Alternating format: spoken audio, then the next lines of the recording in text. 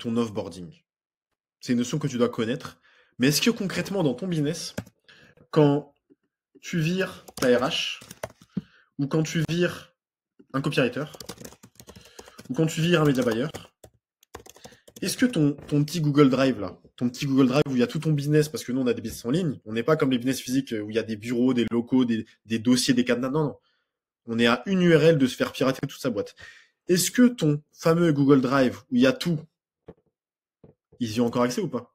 Est-ce que tu as pensé à couper les accès Vimeo, couper les accès au Facebook, aux pages Facebook Business, à l'Insta, toutes tes ressources sur ton Drive, et ça c'est le plus important, je te mets vraiment le gros focus sur ça, toutes tes ressources ultra importantes, que ce soit financières, que ce soit la délivrabilité, que ce soit l'accès à tes clients, que ce soit tes formations, tes espaces membres, tes séquences email, tes logiciels, ClickFunnels, System.io, ActiveCampaign, tes Google Docs, tout ton fichier Drive où il y a tout ton business et tes photos.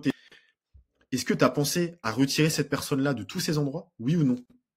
Parce que un onboarding, c'est simple. La personne vient, elle devient cliente, boum. Onboarding, elle fait un appel avec une assistante à toi et tu l'envoies sur une première vidéo où ça fixe les attentes, etc. Ok, c'est cool, c'est simple.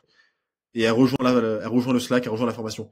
Par contre, un offboarding, personne n'en parle, mais c'est 50 fois plus fastidieux.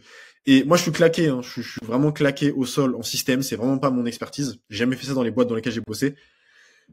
Par contre, je t'invite à avoir une personne qui est très bonne opérationnelle dans ta boîte, et à mon avis, tu l'as.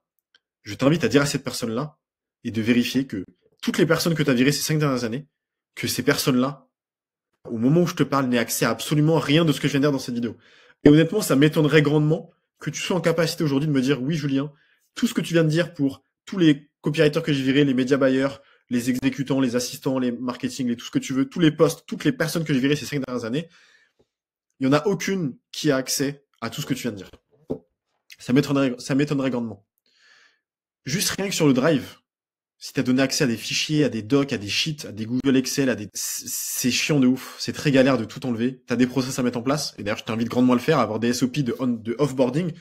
Fais-le. Va voir le mec de ton opérationnel, va voir le mec de ta technique et pose-lui la question. Gilbert, est-ce que oui ou non, les 5 personnes qu'on a virées ces 5 dernières années, est-ce qu'il y en a une seule qui a accès à un seul truc que le mec dit dans cette vidéo? Et va vérifier et tu me remercieras. Parce que ton business, il n'est pas antifragile si à chaque fois qu'il y a une personne qui sort, elle a encore accès à tes appels de vente, elle a accès à ton Drive, elle se balade dans ta boîte. Imagine, hein, c'est comme si un business physique, tu vires quelqu'un et en fait le mec il se pointe tous les jours, il est dans ta boîte, il marche sur ton bureau, il est là, il regarde tes fiches, il ouvre tes classeurs. Niveau de tolérance. Tu dois avoir un seuil de tolérance où quand tu vires une personne de ta boîte ou qu'une personne part, peu importe, virer ou que la personne part, la personne n'a plus accès à rien, c'est fini. Il faut être OK avec ça. Moi, quand je quitte une boîte, les boîtes que j'ai quittées, j'ai plus accès à rien, c'est fini. Le Drive, j'ai plus accès. Les Vimeo, j'ai plus accès. Mes fichiers que j'avais moi, j'ai plus accès. C'est comme ça. Et c'est le niveau de sophistication du marché qui demande ça. C'est la sélection naturelle. Si tu mets pas ça en place, la sélection naturelle va te frapper. Comme elle frappe les animaux dans la nature, et tu finiras par avoir un business qui s'écroule. Donc fais archi attention à ça. D'ailleurs, j'ai une histoire à raconter par rapport à ça, sur un mec qui avait oublié de cacher son URL. J'avais eu accès à des trucs de ouf sur sa boîte. Je vous raconterai ça dans une autre vidéo si vous me le dites en commentaire.